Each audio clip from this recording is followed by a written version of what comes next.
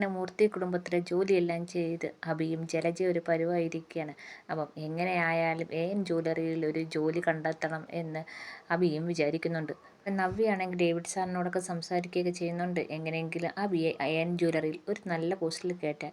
അങ്ങനെ ഒരു ദിവസമാണെങ്കിൽ David sir വിളിച്ച് നവ്യയുടെ പറയുന്നുണ്ട്, ഇവിടെ ഒരു മാനേജറുടെ പോസ്റ്റുണ്ട്, അതിനകത്ത് നവ്യയുടെ ഭർത്താവ് അഭിക്ക് വേണമെങ്കിൽ വന്ന് ജോയിൻ ചെയ്യാം എന്ന് പറയുന്നുണ്ട്. അപ്പം ആ സന്തോഷത്തിൽ നവ്യ വീട്ടിലേക്ക് വരികയാണ്. വന്ന് കാണുമ്പം തന്നെ അഭിയാണെങ്കിൽ അടുക്കളയിൽ ഇരുന്ന് പച്ചക്കറി അരിയുന്നതാണ് നവ്യ കാണുന്നത്. ഇത് കാണുമ്പോഴത്തേക്ക് നവ്യയ്ക്ക് ഭയങ്കര വിഷമവും സങ്കടവും ദേഷ്യമൊക്കെ വരുന്നുണ്ട്. ഉടനെ ചോദിക്കാണ്, അഭി നീ എന്താ ഈ കാണിക്കുന്നത്? ഈ വീട്ടിലെ പെണ്ണുങ്ങൾ പോലും ചെയ്യാത്ത പണിയാണല്ലോ നീ ഇപ്പം ഇരുന്ന് ചെയ്യുന്നത്. എന്താ അമ്മായി, ഈ വീട്ടിൽ പെണ്ണുങ്ങൾ ആരും ഇല്ലേ എന്ന് ദേവയാനി ചോദിക്കുകയാണ്. എന്തിനാ എൻ്റെ ഭർത്താവിനെ കൊണ്ട് ഇതൊക്കെ ചെയ്യിപ്പിക്കുന്നത് എന്ന് ചോദിക്കുകയാണ്. അപ്പോൾ ദേവയാനി പറയാണ്, അവന് ഒരു ജോലിയും കൂലിയില്ലായിരിക്കല്ലേ, എന്തെങ്കിലും പണി വേണ്ടേ, ബാക്കിയുള്ളവർക്ക് എല്ലാവർക്കും ജോലിയുണ്ട്. കവി പറയാണ്, അങ്ങനെ ആക്കിയത് നിങ്ങളെല്ലാവരും കൂടിയല്ലേ, അല്ലാതെ അഭി സ്വയം ജോലിക്ക് പോകാതിരുന്നൊന്നും അല്ലല്ലോ എന്ന് നവ്യ പറയാണ്. അപ്പോൾ ദേവയാനി പറയാണ്, അവൻ്റെ കയ്യിരിപ്പ് കൊണ്ടല്ലേ അവന് ജോലി നഷ്ടപ്പെട്ടത്. മൂർത്തി കുടുംബത്തിൽ നല്ലൊരു പേരും അവന് കിട്ടുമായിരുന്നു, അതുപോലെ അവന് നല്ലൊരു ജോലിയും ഉണ്ടായിരുന്നു. അതൊക്കെ അവൻ്റെ സ്വഭാവ ദൂഷ്യം കൊണ്ടല്ലേ നഷ്ടപ്പെട്ടത്. അപ്പം നവ്യയാണെങ്കിൽ അഭിയെടുത്ത് പറയാണ്, ഇനി മുതൽ നീ ഇവരാരും പറയുന്ന കേൾക്കേണ്ട ആവശ്യമില്ല, നിനക്ക് ഞാനൊരു ജോലി ഒപ്പിച്ചിട്ടാണ് ഞാൻ വന്നിരിക്കുന്നത്. ഇനി നീ ജോലിക്ക് പോയാൽ മതി, നമുക്ക് നന്നായിട്ട് ജീവിക്കണം, ഇവരാരുടെയും അടിമയായിട്ടല്ല നമ്മൾ ജീവിക്കണ്ടേ എന്നും പറഞ്ഞ് അഭി എന്നും പറഞ്ഞ് വിളിച്ചുകൊണ്ട് പോവുകയാണ്. അപ്പം അഭി കൂടെ ചെല്ലുന്നുണ്ട്. അഭിക്ക് നല്ല ടെൻഷനും ഉണ്ട്. മുറിയിലോട്ട് ചെല്ലുമ്പം അഭി ചോദിക്കുന്നുണ്ട്, എന്താ കാര്യം, എന്താ നീ എന്താ ഈ വന്ന് പറയുന്നത്? എടാ, ഡേവിഡ് സാർ ഇന്ന് എന്നെ വിളിപ്പിച്ചായിരുന്നു, അവിടെ ഒരു മാനേജർ പോസ്റ്റ് ഉണ്ടെന്ന്, നിനക്ക് വന്ന് വേണമെങ്കിൽ ജോയിൻ ചെയ്യാമെന്ന് പറഞ്ഞു. നിനക്ക് എക്സ്പീരിയൻസ് ഒക്കെ ഉണ്ടല്ലോ, അതുകൊണ്ട് അവർക്ക് വേറൊരു മാനദണ്ഡവും വേണ്ട, ഈ കുടുംബത്തിലെ മകനും കൂടെ അല്ലേ, അതുകൊണ്ട് അവർ രണ്ട് കൈയും നീട്ടി നിന്നെ സ്വീകരിച്ചോളൂ, നീ വന്ന് ജോയിൻ ചെയ്താൽ മതിയെന്ന് നവ്യ പറയാണ്. അത് കേട്ട് നിൽക്കുമ്പോഴത്തേക്ക് അഭിക്ക് ഭയങ്കര സന്തോഷമാവുന്നുണ്ട്. അഭി പറയാണ്, നല്ലൊരു പോസ്റ്റിന് നല്ലൊരു ജോലിക്ക് വേണ്ടിയാണ് ഞാൻ കാത്തിരുന്നത്, അതുകൊണ്ട് തന്നെയാണ് ഇവരുടെ എല്ലാം അടിമയെ പോലെ നിന്ന് ജോലി ചെയ്തത്, ഇവിടുത്തെ ഷെയർ നഷ്ടപ്പെടാൻ പാടില്ലല്ലോ, അതുകൊണ്ട് തന്നെയാണെന്ന് പറയാണ്. അപ്പോൾ നവ്യ പറയാണ്, ഇനി നീ ഇവരുടെ അടിമയായിട്ട് നിൽക്കേണ്ട കാര്യമില്ല, നമുക്ക് രണ്ടുപേർക്കൂടെ ജോലി ഉണ്ടാകുമ്പോൾ നല്ലൊരു എമൗണ്ട് തന്നെ കിട്ടും, പിന്നെന്തിനാണ് നമ്മൾ ഇവരെ പേടിക്കുന്നത് എന്ന് പറയാണ്. നവ്യ അവിടുന്ന് പോയി നേരെ നയനെ കാണുവാണ്. നയനെടുത്ത് പറയാണ്, നിങ്ങളുടെ ഭർത്താവും അതുപോലെ ഭർത്താവിൻ്റെ അനിയനും എല്ലാവരും കൂടെ ചേർന്ന് എൻ്റെ ഭർത്താവിനെ ആ കമ്പനിയിൽ നിന്ന് പുറത്താക്കിയില്ലേ, അവൻ നാളെ മുതൽ ജ്വല്ലറിയുടെ മാനേജറാണ്, അതിനാരും തടസ്സമില്ലല്ലോ. നിങ്ങളുടെ കമ്പനി കയറുമ്പോഴല്ലേ ഈ പ്രശ്നങ്ങൾ, മറ്റൊരാളുടെ കമ്പനി കയറുന്നതിന് നിങ്ങൾക്ക് അവനെ പുറത്താക്കാനോ തടസ്സപ്പെടുത്താനോ പറ്റത്തില്ലല്ലോ എന്ന് ചോദിക്കുകയാണ്. ഇത് കേൾക്കുമ്പോഴത്തേക്കും നയനയ്ക്കൊരു വിഷമം വരുന്നുണ്ട്.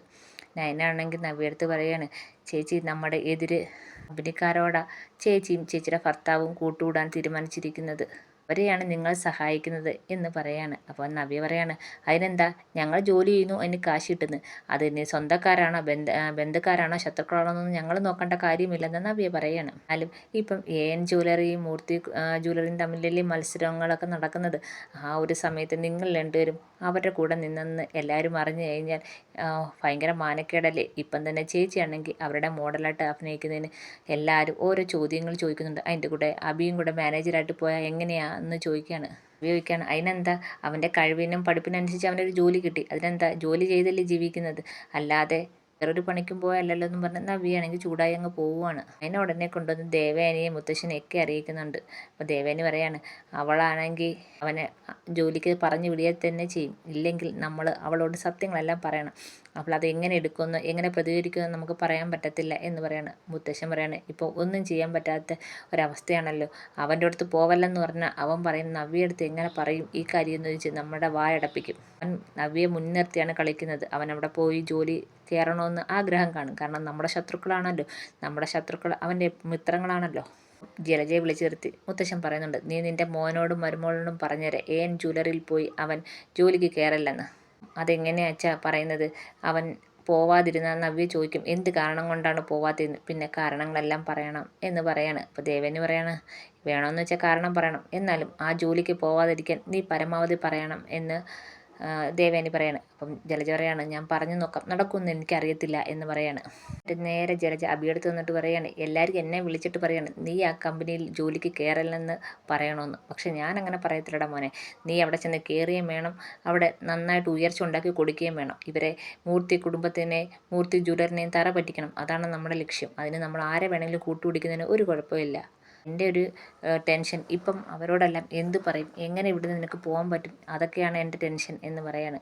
അപ്പോൾ അഭി പറയാണ്, ഒരു കാര്യം പറഞ്ഞാൽ മതി, നവ്യയാണെങ്കിൽ ഒരു വിധത്തിലും സമ്മതിക്കുന്നില്ല, എന്തായാലും പോയേ പറ്റുമെന്ന് നവ്യ നിർബന്ധം പിടിക്കുന്നെന്നുള്ള കാര്യം അമ്മ മുത്തശ്ശനെയും ബാക്കിയുള്ളവരെ അറിയിച്ചാൽ മതിയെന്ന് അഭി പറയുകയാണ്. എങ്കിൽ 2 ദിവസമൊക്കെ പോയിട്ട് അങ്ങ് അവൻ നിർത്തിക്കോളും, ആ നവ്യയുടെ ഒരു സമാധാനത്തിന് വേണ്ടി പോകുന്നതാണെന്നും പറഞ്ഞ് അവരെ ഒന്ന് ഇപ്പോഴത്തേക്കൊന്ന് സമാധാനിപ്പിക്കാൻ അഭി പറയാണ്. കയറി പറ്റി കഴിഞ്ഞാൽ പിന്നെ എന്ത് വേണമെന്ന് എനിക്കറിയാം എന്ന് അഭി പറയാണ്.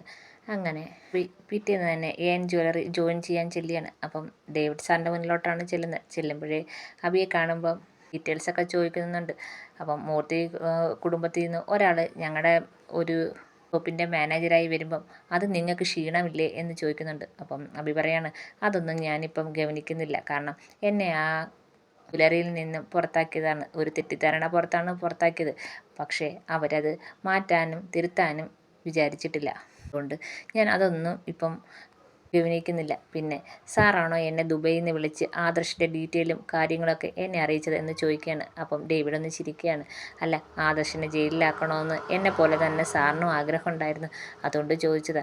അങ്ങനാണെങ്കിൽ സാർ തന്നെയാണെന്ന് എനിക്കൊരു വിശ്വാസം എന്ന് അഭി പറയുകയാണ്. അപ്പം ഡേവിഡ് പറയാണ്, അഭിയുടെ ചിന്തയും ആലോചനയൊക്കെ ശരി തന്നെ, ഞാൻ തന്നെയാണ് ദുബൈയിൽ നിന്ന് അഭിയെ വിളിച്ചതും കാര്യങ്ങളെല്ലാം അറിയിച്ചതെന്ന് ഡേവിഡ് പറയാണ്. അപ്പം അഭി പറയാണ്, നമ്മുടെ രണ്ടിൻ്റെയും ചിന്തകൾ ഒന്ന് തന്നെയാണല്ലോ, പക്ഷെ ഞങ്ങളുടെ വീട്ടിലെ കാര്യങ്ങളൊക്കെ സാറിന് എങ്ങനെ കൃത്യമായിട്ട് അറിയാം എന്ന് ചോദിക്കുകയാണ്. അതൊക്കെ പതുക്കെ സംസാരിക്കുക അഭി, അതിനകത്തൊരു താല്പര്യമുണ്ടെന്ന് കരുതിക്കോളാൻ പറയുകയാണ് അഭി എടുത്ത് ഡേവിഡ്. അഭി അവിടെ ജോയിൻ ചെയ്ത് ജോലി ചെയ്യാൻ തുടങ്ങി. അങ്ങനെ ദിവസങ്ങൾ കഴിഞ്ഞു പോകുമ്പോഴും എനിക്കൊരു സംശയം, ഡേവിഡ് സാറല്ല ആ കമ്പനിയുടെ മുതലാളി, വേറെ ആരോ ഇതിൻ്റെ പിന്നിലുണ്ടെന്ന് അഭിക്ക് തോന്നി തുടങ്ങുകയാണ്. വീട്ടിൽ വരുമ്പോൾ അഭി നവ്യയെടുത്ത് പറയുന്നുണ്ട്, എനിക്ക് തോന്നുന്നത് ഡേവിഡ് സാറല്ല ആ കമ്പനിയുടെ മാനേജർ, MD ആ സാറല്ലെന്നാണ് എനിക്ക് തോന്നുന്നത്, വേറെ ആരോ ഇതിൻ്റെ പിന്നിലുണ്ട്, ആരാന്ന് നിനക്കറിയാവോ, ആ ആളെ കണ്ടിട്ടുണ്ടോ എന്ന് ചോദിക്കുകയാണ്. ഞാൻ ഡേവിഡ് സാറിനെ അല്ലാതെ വേറെ ആരെയും കണ്ടിട്ടില്ല ഇതുവരെ, എനിക്കും തോന്നിയിട്ടുണ്ട് ഡേവിഡ് സാർ അല്ലാതെ വേറെ ആരും ഇതിൻ്റെ പിന്നിലുണ്ടെന്ന്, പക്ഷെ നമുക്ക് ചോദിക്കാൻ പറ്റത്തില്ലല്ലോ. അഭി ഇങ്ങനെ ആലോചിക്കുകയാണ്, അഭി ഇങ്ങനെ വിചാരിക്കണം, ആരായാലും കണ്ടുപിടിക്കണം, ആരാണ് ഇതിൻ്റെ പിന്നിലെന്ന് കണ്ടുപിടിക്കണം. അപ്പം ആ ആളാരാന്ന് നമുക്ക് മനസ്സിലാക്കി കഴിഞ്ഞാൽ കൂടുതൽ പ്രയോജനം ഉണ്ടായാലോ, എനിക്കറിയാവുന്നത് ആരെങ്കിലും ആണോ, അങ്ങനെയൊക്കെ ഒരു ചിന്ത അഭിക്ക് ഉണ്ടാവുന്നുണ്ട്. പിറ്റേന്ന് തന്നെ ഡേവിഡിനെ കാണാൻ ചെല്ലുമ്പോൾ അഭിയാണെങ്കിൽ കേൾക്കുന്നത് ഡേവിഡ് ആരോട് ഫോണിൽ സംസാരിക്കുന്നുണ്ട്. ആറ് പറയുന്നത് പോലെയാണ് കാര്യങ്ങളൊക്കെ നടക്കുന്നത്. ഞാനാണ് ഈ കമ്പനിയുടെ MD എന്നാണ് അഭി വിചാരിച്ചേക്കുന്നത്, പക്ഷേ ഞാനല്ലാതെ വേറെ ആരോ ഉണ്ടെന്ന് അവനൊരു സംശയമുള്ളതുപോലെ എനിക്ക് തോന്നിയിട്ടുണ്ട്. ഇനിയിപ്പം എന്ത് വേണമെന്ന് സാറ് പറയുന്നത് എന്ന് ചോദിക്കുന്നുണ്ട്. നാഗേന്ദ്രൻ പറയുകയാണ്, അഭി അറിയാനുള്ള സമയമായിട്ടുണ്ട്. ഞാനാണ് ഈ കമ്പനിയുടെ MD എന്നറിഞ്ഞു കഴിഞ്ഞാൽ പ്രത്യേകിച്ച് പ്രശ്നമൊന്നുമില്ല. എന്തൊക്കെ പറഞ്ഞാലും അവൻ എൻ്റെ മോനല്ലേ, ഈ കമ്പനിയുടെ പാർട്ട്ണറും കൂടെ അല്ലേ, അവനും കൂടെ എൻ്റെ കൂടെ തന്നെ ഉണ്ടാൽ എനിക്ക് ഇരട്ടി ശക്തി കിട്ടും. ഇപ്പോൾ എൻ്റെ മോൾ എൻ്റെ കൂടെ ഉണ്ട്, അവനും കൂടെ എൻ്റെ കൂടെ വന്നു കഴിഞ്ഞാൽ എനിക്ക് മൂർത്തി ഗ്രൂപ്പിനെ തകർക്കാൻ എളുപ്പമാണ്. ഞാൻ ഇന്ന് തന്നെ കമ്പനിയിലേക്ക് വരികയാണെന്ന് പറയുകയാണ്. അഭിയെ കാണാൻ ഇന്ന് തന്നെ എത്തുമെന്ന് നാഗേന്ദ്രൻ പറയാണ്. അപ്പോഴാണ് അഭി അങ്ങോട്ട് ചെല്ലുന്നത്. അപ്പോൾ ഡേവിഡ് പറയാണ്, അഭി വാ, അഭിയെ കാണണമെന്ന് വിചാരിച്ചിരിക്കുകയായിരുന്നു. എന്താ സാറേ എന്ന് ചോദിക്കുകയാണ്. ഇന്ന് അഭിയെ കാണാൻ ഒരാൾ എത്തുന്നുണ്ട്. ആരാന്ന് അഭി ചോദിക്കുന്നുണ്ട്. ആളെ കാണുമ്പോൾ അഭിക്ക് കാര്യങ്ങളൊക്കെ കൂടുതൽ വ്യക്തത വരും, ഒക്കെയുള്ള ഡീറ്റെയിൽസ് എല്ലാം അയാൾ പറഞ്ഞോളുമെന്ന് ഡേവിഡ് അഭിയെടുത്ത് പറയുകയാണ്. അഭിയെ കാണാൻ നാഗേന്ദ്രൻ എത്തുകയാണ്. അഭിയും ഡേവിഡും കൂടെ സംസാരിച്ചുകൊണ്ടിരിക്കുമ്പോഴത്തേക്കും നാഗേന്ദ്രൻ അങ്ങോട്ട് എത്തുകയാണ്. നാഗേന്ദ്രനെ കാണുമ്പോൾ ഡേവിഡ് ആണെങ്കിൽ ആ സീറ്റിൽ നിന്ന് അങ്ങ് എണീക്കുകയാണ്. എണീച്ചിട്ട് മാറിക്കൊടുത്ത് നിൽക്കുന്നുണ്ട്. അപ്പം നാഗേന്ദ്രൻ വന്നിരിക്കുന്നുണ്ട്. അപ്പം അഭി ഇങ്ങനെ ഞെട്ടി നിൽക്കുകയാണ്. അഭി നീ ഞെട്ടിയിരിക്കുന്നേ എന്ന് ചോദിക്കുകയാണ്. ഇങ്ങനെ ആലോചിക്കുകയാണ്, കുഞ്ഞുനാളിൽ തന്നെ അച്ഛൻ പിണങ്ങിപ്പോയതല്ലേ, മാത്രമല്ല അഭി ഈ ഫോട്ടോ മാത്രമേ കണ്ടിട്ടുള്ളൂ. ഇങ്ങനെ പറയാണ് അച്ഛൻ.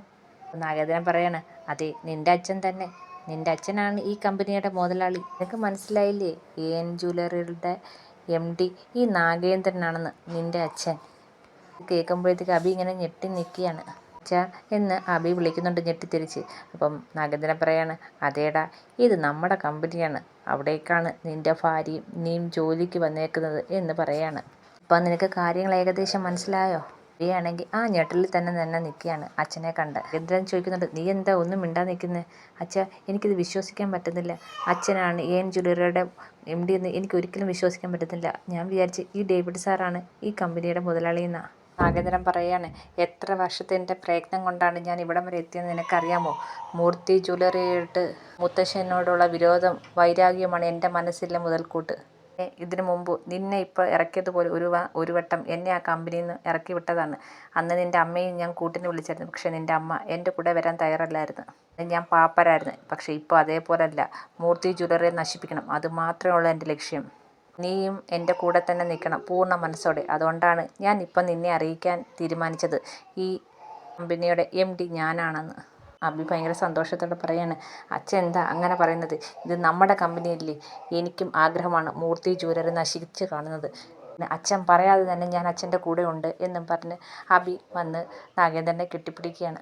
അങ്ങനെ അച്ഛനും മോനും വീണ്ടും ഒന്നായി. മൂർത്തി ജ്വല്ലറി തകർക്കുക, അത് മാത്രമേ ഉള്ളൂ അവരുടെ ലക്ഷ്യം. അവന്തിക നേരത്തെ അച്ഛൻ്റെ കൂടെ ഉണ്ട്. അത് അഭിക്ക് അറിയത്തുമില്ല. അങ്ങനെ സത്യങ്ങളെല്ലാം അഭി അറിയുന്നുണ്ട്.